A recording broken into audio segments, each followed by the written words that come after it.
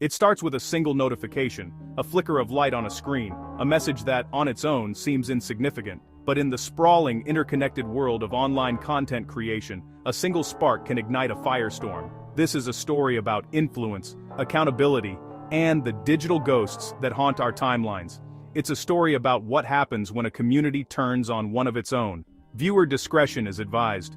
To understand the controversy that engulfed the creator known as Finney, we first need to understand the landscape. For years, Finney, whose real name we will not be using, cultivated a dedicated following. With over 2 million subscribers, his channel was a cornerstone of the wholesome gaming community.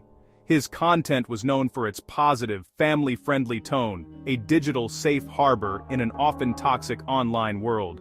He built a brand on trust, on the idea that his corner of the internet was different. Then, there's Astra, a smaller creator, but a respected one, known for her meticulous research and insightful commentary on platform ethics and creator responsibility. For a long time, their paths ran parallel, two creators contributing to the same ecosystem but rarely intersecting. Until one Tuesday afternoon, the timeline of events begins not with a video, but with a post. On October 17th, Astra published a detailed account on a community forum.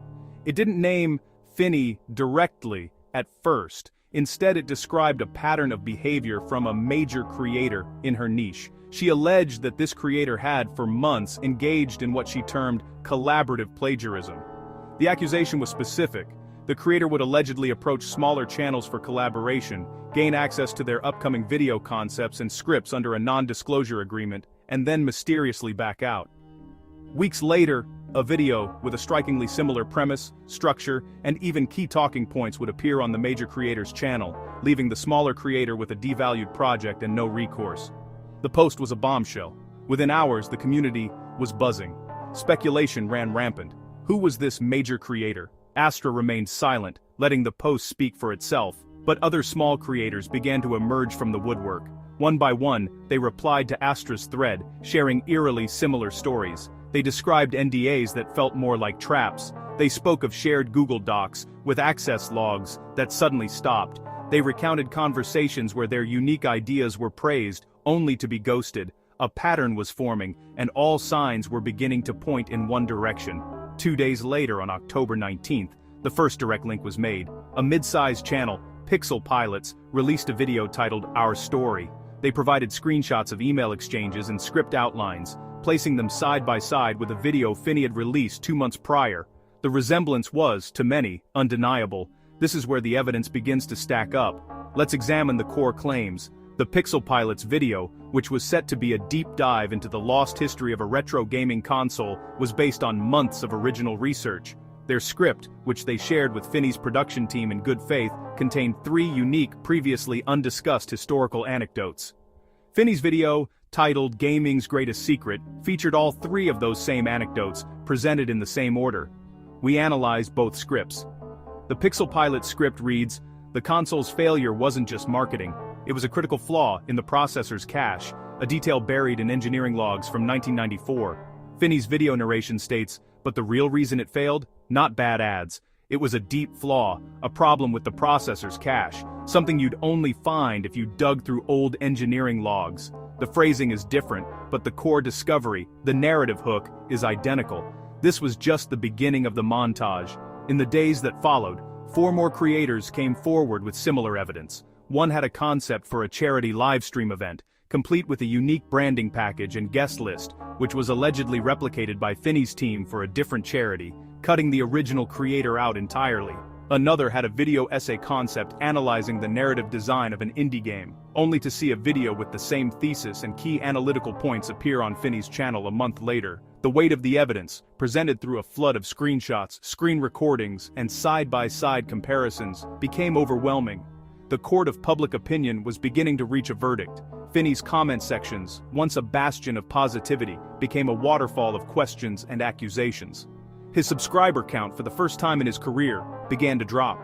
For a week, there was silence from Finney's camp. The community held its breath. Then, on October 26th, a response. It wasn't the detailed rebuttal many expected. Instead, it was a short, written statement posted to his community tab. In it, Finney categorically denied all allegations of intentional plagiarism. He stated, "In a collaborative and fast-moving space, similarities in content are inevitable. My team and I are constantly brainstorming and we process hundreds of ideas a month. Any overlap with the concepts of other creators is purely coincidental and deeply unfortunate."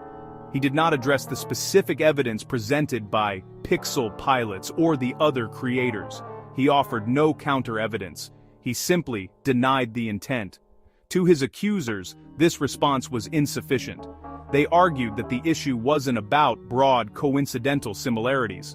It was about a specific pattern of behavior linked to collaboration talks and NDAs. In the interest of balance, it's important to consider Finney's position and the arguments of his remaining supporters. They contend that Finney, as a major creator, is a target. They argue that smaller channels may be attempting to gain clout by manufacturing controversy. Some have pointed to the concept of scenius, or the collective intelligence of a creative scene, suggesting that when many people are passionate about the same niche, they are bound to develop similar ideas independently. They also highlight the legal protection of the NDA.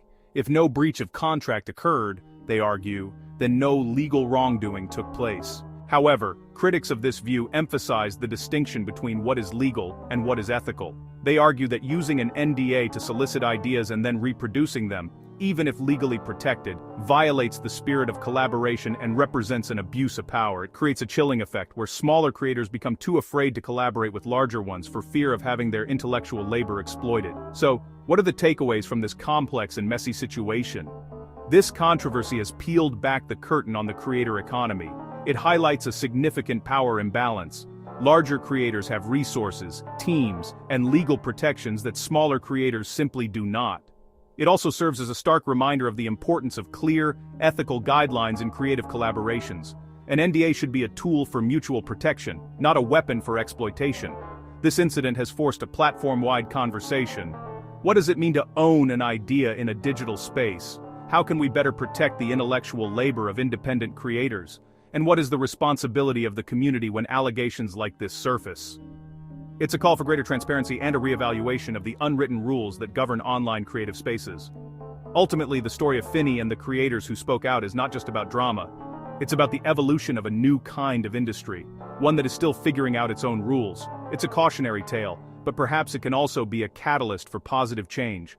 By demanding accountability and fostering a culture of ethical collaboration, the community has the power to build a better, more equitable ecosystem for everyone. The conversation doesn't end here. What are your thoughts on creator responsibility and intellectual property online? Let us know respectfully in the comments below. If you found this investigation insightful, consider subscribing and turning on notifications. In our next episode, we'll be exploring the world of AI-generated content and its impact on digital artistry. Thank you for watching.